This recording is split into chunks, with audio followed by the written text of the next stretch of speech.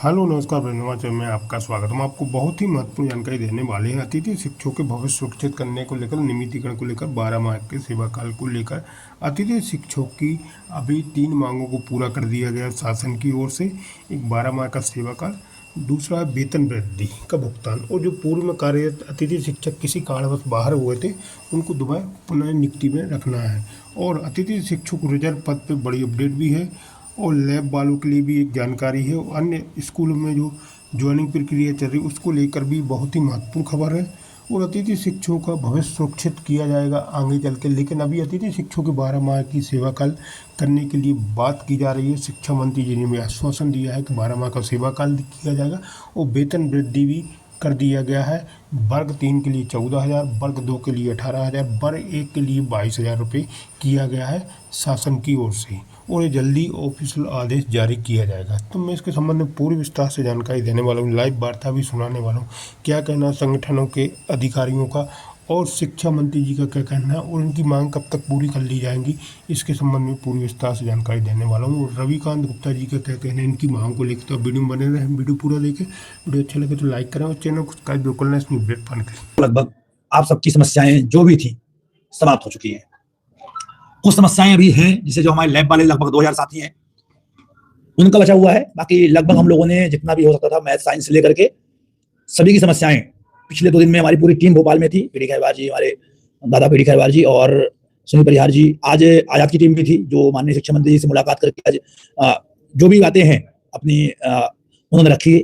और अभी तो जो ऑफिशियल उनकी ओर से वो है कि बात क्या हुई वो आया नहीं है, कुछ ग्रुपों में चल रहा है कि बहुत ही जल्द आपके अवकाश के आदेश, मानदेय वृद्धि और 12 माह का सेवा काल की बात कही जा रही है। और जो पूर्व से कार्यरत हमारे साथी स्कूलों से बाहर हुए हैं उनको भी अंदर लेने की बात उन्होंने अभी जो उनकी ओर से ऑफिशियल एक जारी हुआ है, मैं आपको बता देता हूँ कि आज शिक्षा मंत्री जी से मुलाकात हुई। हमारे बड़े भाई पवार जी उनकी टीम ने मुलाकात की। अच्छी पहल है। वर्तमान में सभी संगठन अपने अपने स्तर से एक्टिव है, अपने अपने स्तर से काम कर रहे हैं। और उन्होंने जो बात लिखी है, अभी मुझे ये कंफर्म नहीं है, उनकी ओर से जो बात ग्रुप में शेयर की गई है कि आगामी 2-3 दिन में आपके अवकाश के आदेश, वर्ग 1, 2, 3 में 38% मानदेय वृद्धि, मतलब कि लगभग वर्ग 3 वालों के 14,000 रुपए, वर्ग 2 वालों की लगभग 18,000 के आसपास और 1 वालों की लगभग आपकी 22 से 23,000 रुपए के आसपास मानदेय भुगतान होने की उम्मीद है। कब तक होगा ये कंफर्म नहीं है इसलिए मानदेय वृद्धि, लेकिन उन्होंने कहा है कि मानदेय वृद्धि की बात में उन्होंने जो उनकी ओर से ऑफिशियल अभी पोस्ट जारी की गई है उनके संगठन की ओर से, उसमें बताया गया है। साथ में जो साथी हमारे 10-12 वर्षों का अनुभव रखते हैं और वर्तमान में वो बाहर हो गए हैं, उनको पुनः सेवा में अवसर 12 माह का सेवा काल लागू करने की बात कही गई है। 2011 की जो टेट परीक्षा जिसने पास की हुई थी, जिन लोगों ने 2011 की परीक्षा पास की है, टेट परीक्षा, उसे भी स्कोर कार्ड में ऐड करने के लिए उनकी ओर से कहा गया है। और स्कोर कार्ड में प्रतिवर्ष जो हम लोग लगातार मांग कर रहे हैं 10 वर्ष प्रतिवर्ष के हिसाब से इसको की बात, साथ में हरियाणा मॉडल को अपनाने के लिए की बात भी है। ये बात आजाद शिक्षक संघ की ओर से जो ऑफिशियल पोस्ट डाली कहा गया है, मैं इसकी पुष्टि नहीं करता, पर जो अवकाश का आदेश है आगामी 2 से 3 दिन में जारी हो जाएगा, ये तो कंफर्म है। साथियों एक बात और है, मैं बार बार आप लोगों से कह रहा हूं कि संगठन या किसी भी अधिकारी या मंत्री की के बारे में कुछ भी बोलने से पहले इस चीज का थोड़ा जरूर ध्यान रखें। आपको पूरा अधिकार है कि आप किसी भी व्यक्ति का आलोचना करें, अपनी मांग को रखें, लेकिन शब्दों की मर्यादा को बना के रखें। आज जो अभी सीधी में हमारे साथी नितिन विश्वकर्मा जी को ब्लैक लिस्ट किया गया है, उस संबंध में मैंने आज आयुक्त सर से बात की थी। इसके पहले भी हम लोगों ने बात की थी। उन्होंने स्पष्ट कहा था कि हम आपके व्हाट्सएप ग्रुप से लेकर के आपके जितने भी फेसबुक ग्रुप चल रहे हैं, आपके पर्सनल पोस्ट जो उसमें लोग कमेंट करते हैं, हम एक एक चीज को पढ़ रहे हैं, एक एक चीज को रीड कर रहे हैं, कौन क्या लिख रहा है।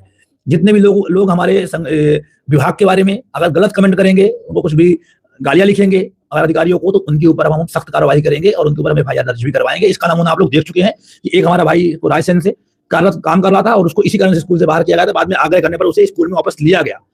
विश्वकर्मा जी जो अपने सीधी के हमारे जीओ ने उनको बाहर किया, उस संबंध में उन्होंने कुछ भी नहीं किया, क्योंकि मैंने उनसे पर्सनल बात की। उन्होंने बोला कि मैंने भाई सर मैंने अपनी ओर से कुछ भी नहीं किया, कहां से ये हुआ कैसे हुआ मुझे नहीं पता। जब मैंने बात की तो उन्होंने ये बताया कि इन्होंने किसी ने कोई पोस्ट डाली थी, 5 लाख का कोई ग्रुप बना हुआ है गेस्ट टीचरों का, फेसबुक में एक पेज है 5 लाख अतिथि शिक्षक वाला, उसमें किसी ने कोई पोस्ट डाली थी। उस पोस्ट पर इन्होंने कोई कमेंट किया था जिसमें आयुक्त लोक शिक्षण संचालय और जिला प्रशासन को उन्होंने गालियां लिखी थी, और उसका स्क्रीनशॉट सर के पास, आयुक्त सर के पास, डीओ के पास भी रखा हुआ है, और आयुक्त के कहने पर ही उन्हें ब्लैकलिस्टेड किया गया है।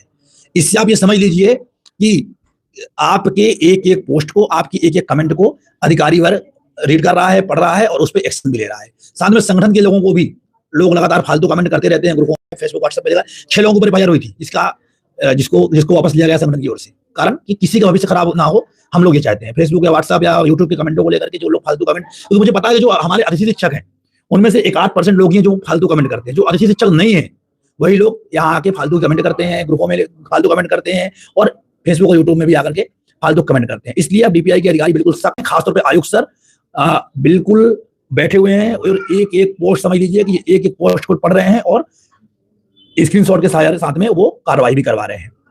तो आप लोग इस चीज का ध्यान रखें कि इस प्रकार की कोई घटना आप लोग अपनी ओर से ना करें, किसी वजह से अपनी घटना ना हो। संगठन एक है, संगठन अपनी अपनी ओर से, सभी संगठन, सिर्फ एक संगठन नहीं, सभी संगठन अपनी अपनी ओर से काम में लगे हुए हैं। हमारा जो पर्सनल काम है कि लोगों की पर्सनल समस्याओं को समाप्त करवाना, तो उस पर लगभग हम सब सफल होते हुए दिख रहे हैं। 90% को ले लीजिए, मैथ साइंस का पद को ले लीजिए, रेयर पदों को ले लीजिए, लगभग सबकी ज्वाइनिंग हो रही है। जो लोग सेल्फ रिलीव हो गए हैं अपने से, आज तक वो ज्वाइन नहीं हुए होंगे, लेकिन सेल्फ रिलीव वालों को भी ज्वाइनिंग हम करवा रहे हैं। और लगभग 3-4 लोग हमारे प्रभात सिंह जी, रामरतन यादव जी शिवपुरी से थे, दतिया से हमारे एक शिवहरे सर थे, उनका नाम मुझे याद नहीं आ रहा है, इन लोगों की आज ज्वाइनिंग हुई है, ये सब सेल्फ रिलीव हुए थे। तो सबकी समस्याएं संगठन अपनी अपनी ओर से करवा रहा है। और आजाद की ओर से आपने देख लिया है जो ऑफिशियल उनका अभी उन्होंने जो जारी किया है अपना प्रेस विज्ञप्ति, उसमें उन्होंने कहा कि हमने पूरी बातें की हैं और होनी भी चाहिए। हम भी संडे को 8 तारीख को नरसिंहपुर जा रहे हैं, नरसिंहपुर में शिक्षा मंत्री जी से मुलाकात करके अपनी बात हम भी रखेंगे। और लैब वाले जो साथी हमारे लैब वाले बेचारे हैं, कोई आप सिर्फ समस्या फंसे हैं तो लैब वालों के लिए भी हम बात करेंगे।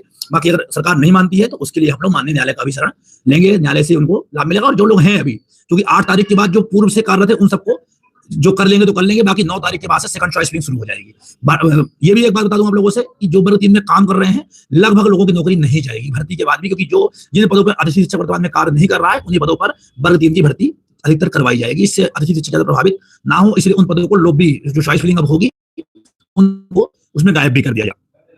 मानदेय वृद्धि भी हो गई है भुगतान के लिए। आज आप लोगों को जो भी मानदेय भुगतान होने थे, सभी के मानदेय भुगतान के लिए आज बजट अलॉट कर दिया गया है। साथ में जिनकी मानदेय भुगतान पिछले वर्ष का रुका हुआ है, चाहे अटेंडेंस ना लगाने के कारण हो, सभी डीओ अपने अपने डीओ से संपर्क करिए। सभी के डीओ को वीसी में आयुक्त के द्वारा निर्देशित कर दिया गया है कि आप अपने यहाँ के जिन अतिथि शिक्षकों का मानदेय भुगतान पिछले वर्ष अटेंडेंस के कारण नहीं किया गया है, उनके मानदेय भुगतान की व्यवस्था को करवाएंगे। इस संबंध में आदेश तो जारी नहीं हुआ है, लेकिन उन्होंने वीसी के माध्यम से सभी डीओ को निर्देशित कर दिया है। इसलिए आप लोग परेशान मत होइए, सभी का मानदेय भुगतान जो भी चीजें हैं मानदेय भुगतान हो जाएगा। 10 अगस्त तक आप लोग अपने अपने स्कूल का बिल बनवा करके 10 अगस्त तक आप लोग हर हाल में अपने बीओ ऑफिस में भेज दीजिए, जिससे आपका भुगतान भी 10 अगस्त तक हो सके। ये स्पष्ट तौर पर कहा गया है कि जो बजट जारी हुआ है इसका इंप्लीमेंट 10 अगस्त तक हर हाल में करना है। उसके लिए आप लोगों को अपने अपने बीओ के पास अपने बिल इस सर्कुलर के माध्यम से भिजवाना होगा, जिससे आपका 10 अगस्त तक मानदेय भुगतान हो जाए। लैब में थोड़ी समस्या है, लैब वालों के लिए हम लगातार बात कर रहे हैं, उम्मीद है कि जल्दी इनकी समस्याएं भी सॉल्व होगी। अब ऐसा थी हमारे आज पद खुले रिजर्व वाले, अब बहुत फोन आ रहे हैं कि सर मैं रिजर्व पद था, मेरा पद रिजर्व हो गया था, अब मैंने चॉइस फिलिंग की, मुझे स्कूल मिल गया, मैं कहीं और चला गया, अब मैं क्या करूं। तो उन लोगों को भी हम उनकी स्कूल में वापस जाने की व्यवस्था कर रहे हैं। जिन लोगों की समस्या ऐसी है, आप कल सुबह भोपाल आ जाइए। आपको मोती में अगर मुझसे मिलना है, अगर डीपीआई जाकर भी करवा सकते हैं आप लोग, और मुझसे मिलना है तो आप लोग मोती मस्जिद के पास में पंपिंग आरएनजी में वहीं पास आप आ जाएंगे, वहां पे मैं आपको मिल जाऊंगा, आपकी वहां से भी काम हो जाएंगे।